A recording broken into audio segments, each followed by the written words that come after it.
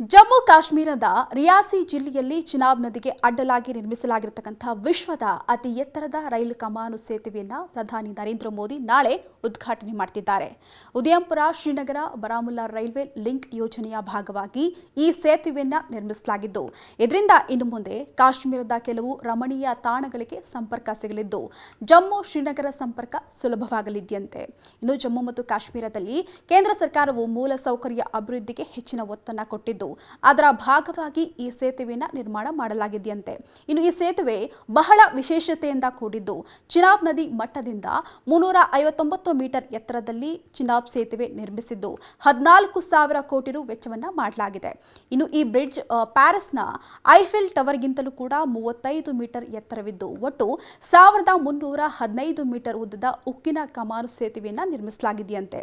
ಇನ್ನು ಈ ಸೇತುವೆ ಯಾವುದೇ ಭೂಕಂಪ ಹಾಗೂ ಬಿರುಗಾಳಿಗೆ ಕೂಡ ಜಗ್ಗದಂತೆ ನಿರ್ಮಿಸಲಾಗಿದೆಯಂತೆ.